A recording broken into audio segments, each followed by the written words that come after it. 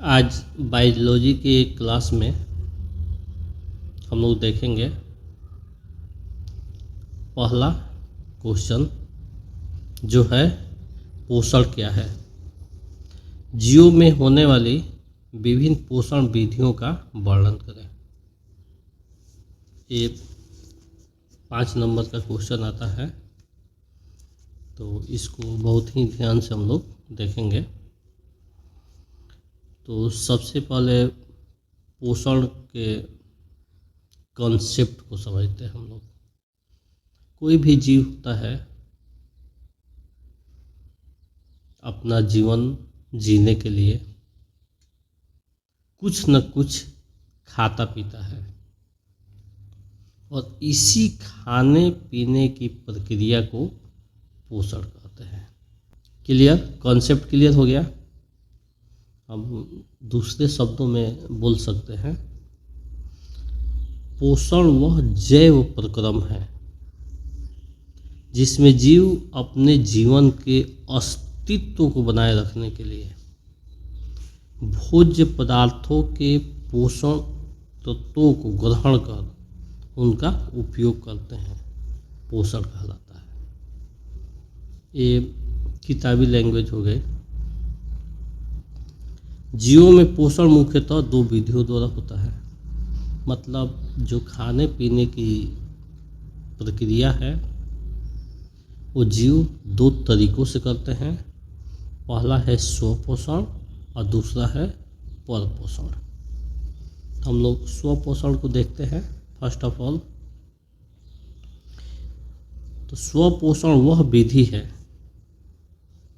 जिसमें जीव भोजन के लिए किसी अन्य जीव पर निर्भर न रहकर अपना भोजन स्वयं संश्लेषित करते हैं, बनाते हैं। उन्हें स्वपोषण कहते हैं। इस विधि द्वारा पोषण करने वाले जीवों को स्वपोषी कहते हैं। सभी हरे पौधे स्वपोषी होते हैं। स्वपोषण के कॉन्सेप्ट को हम लोग समझें कि स्वपोषण में जितने भी जीव होते हैं वो दूसरे जीव पर डिपेंड न रहकर अपना भोजन स्वयं बना लेते हैं और ग्रहण कर लेते हैं, और इस विधि को हम लोग स्वपोषण कहते हैं। और उन जीवों को जो मतलब ऐसी क्रिया को करते हैं उन्हें स्वपोषी जीव कहते हैं। तो जितने प्लांट्स हैं, ग्रीन प्लांट्स, हरे पौधे, ये क्या करते हैं? अपना भोजन प्रकाश संश्लेषण क्रिया द्वारा बनाकर स्वयं कर लेते हैं। क्लियर हो गया? नेक्स्ट है इसी में का परपोषण। परपोषण वह विधि है जिसमें जीव अपना भोजन स्वयं संश्लेषित न करके किसी न किसी रूप में अन्य स्रोतों से प्राप्त करते हैं। इस विधि द्वारा पोषण करने वाले जीवों को परपोषी कहते हैं। इसके एग्जाम्पल में सभी जीव जंतु, जीवाणु एवं कवक परपोषी कहलाते हैं। परपोषी का मतलब है कि इसमें जीव क्या होता है? अपना भोजन स्वयं नहीं बना सकता है। अपने खाने के लिए, अपना पेट भरने के लिए दूसरे जीव जंतुओं पर डिपेंड रहता है और उनसे भोजन प्राप्त करता है।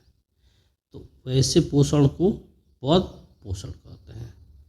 जैसे हम लोग हैं, मनुष्य हैं, तो हम लोग में परपोषण होता है। हम अपना भोजन स्वयं नहीं बनाते हैं।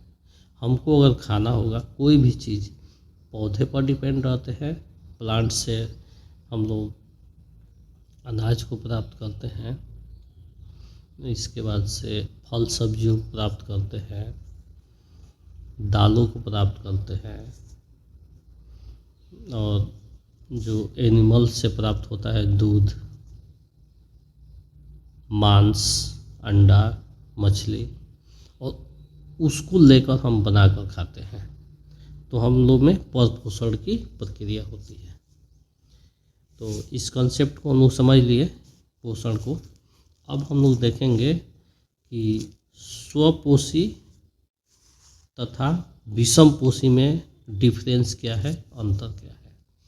तो सबसे पहले हम लोग बॉक्स बनाएंगे। बॉक्स में एक में लिखेंगे स्वपोषी पोषण, दूसरे में लिखेंगे विषमपोषी पोषण। देखते हैं, पहला में स्वयंपोषी पोषण हरे पौधों में पाया जाता है। अभी हम लोग पढ़े हैं कि स्वपोषी में क्या होता है, स्वयं जिसका पोषण होता है वो प्लांट्स होते हैं, ग्रीन प्लांट्स। तो ये पहला डिफरेंस हो गया। इसमें क्या पहला है, विषमपोषी पोषण जंतु एवं कीटों में पाया जाता है। जो जीव जंतु होते हैं या विभिन्न प्रकार के इंसेक्ट कीट होते हैं उनमें विषम पोषण पाया जाता है।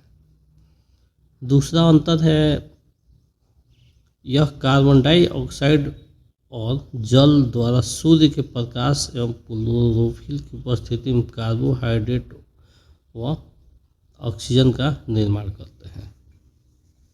दूसरा अंतर हम एक लाइन में समझेंगे कि प्रकाश संश्लेषण क्रिया द्वारा होता है स्वयं पोषण, और विषम पोषण क्या होता है, यह अपने भोजन के लिए पौधों तथा शाकाहारी प्राणियों पर निर्भर होते हैं। तो ये विषम पोषण हो गया, जो अभी हम लोग उस पोषण वाले क्वेश्चन में देखे हैं कि स्वयं पोषण में जो प्रकाश संश्लेषण की क्रिया होती है उसमें हमें कार्बोहाइड्रेट और ऑक्सीजन का निर्माण करके लोग करते हैं। और इसमें हम लोग देखे हैं विषम पोषण में कि जो हम लोग हैं या विभिन्न तरह के जीव जंतु हैं, प्लांट्स और एनिमल्स के जो प्रोडक्ट होते हैं, कुछ एनिमल्स को भी हम लोग खाते हैं, उनसे मिलने वाले विभिन्न पदार्थ को भी खाते हैं, जैसे मांस, मछली, अंडा, ये सब, दूध वगैरह हो गया। क्लियर हो गया।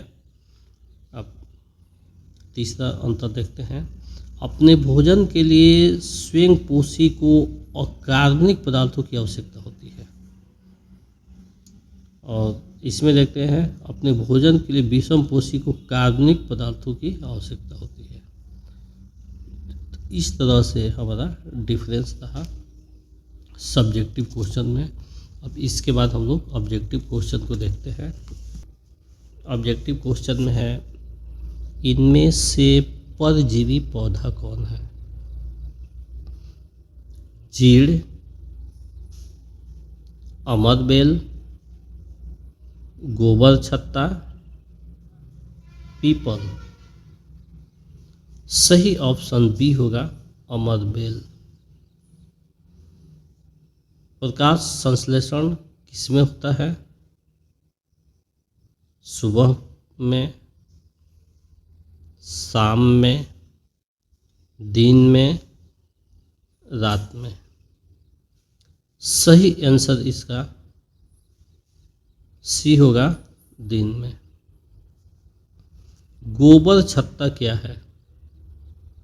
मृतजीवी, परजीवी, शैवाल, कवक। सही ऑप्शन ए होगा, मृतजीवी। गोबर छत्ता मृतजीवी प्लांट्स है। रंध्र कहाँ पाए जाते हैं? जड़ पर, पत्तियों पर, तना पर, इनमें से कोई नहीं। सही ऑप्शन बी होगा, पत्तियों पर। प्रकृति में ऑक्सीजन का संतुलन कैसे बना रहता है? प्रकाश संश्लेषण द्वारा, संयोजन द्वारा, अपघटन के द्वारा, इनमें से कोई नहीं। क्वेश्चन है कि जो प्रकृति है इसमें ऑक्सीजन का बैलेंस कैसे बना रहता है? सही ऑप्शन होगा, प्रकाश संश्लेषण द्वारा। इसलिए हमें हमेशा प्लांट्स को बचाना चाहिए और लगाना चाहिए। जिससे ये बैलेंस बना रहे और हम लोगों को कोई तकल्लुफ़ ना हो। आगे देखते हैं, ग्वाइटर या घेंघा पनपता है। ग्वाइटर रोग जो होता है, घेंघा, गले के पास फूल नहीं जाता है, तो कैसे पनपता है? मोटापा से, आयोडीन की कमी से,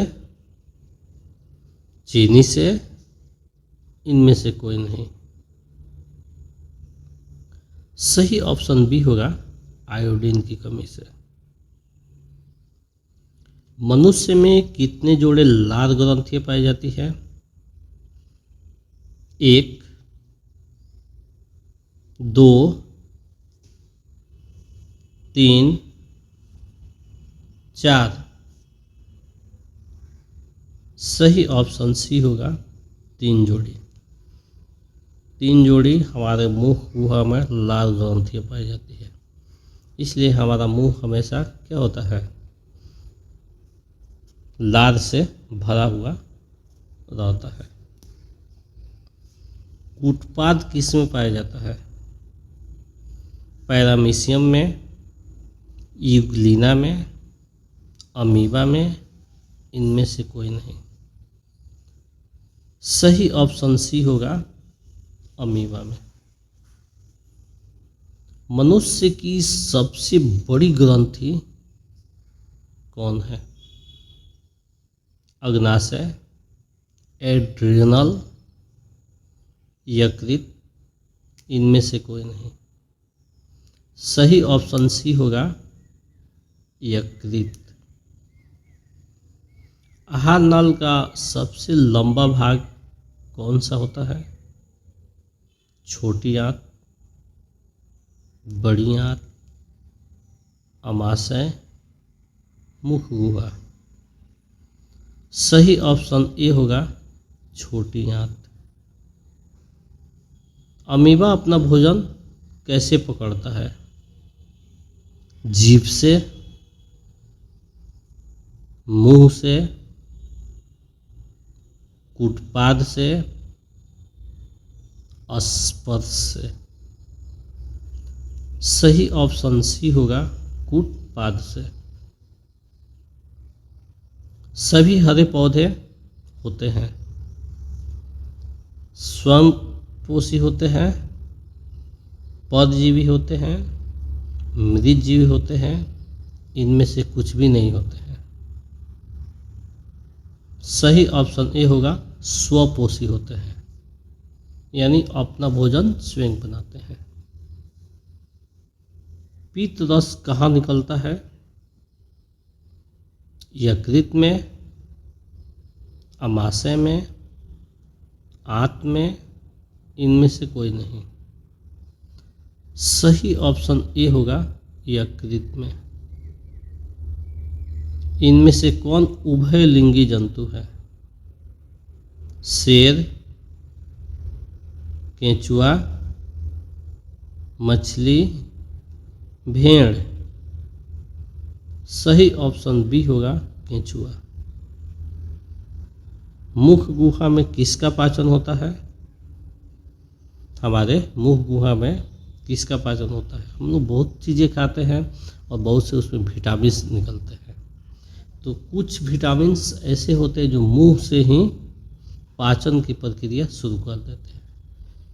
प्रोटीन, वसा, अम्ल, कार्बोहाइड्रेट। सही ऑप्शन हमारा डी होगा, कार्बोहाइड्रेट। कार्बोहाइड्रेट का पाचन हमारे मुंह से ही शुरू हो जाता है। इस प्रकार से आज हम लोग बायोलॉजी के इम्पोर्टेंट क्लास को देखें। इसको देखते रहिए, पढ़ते रहिए, और वीडियो अच्छा लगे तो अपने फ्रेंड्स में शेयर कीजिए, ताकि एजुकेशन का जो नीड है, जो लोग चाहते हैं कि घर बैठे हम अपनी तैयारी अच्छे तरीके से करें, उनका भी कोर्स कंप्लीट हो जाए। That's all.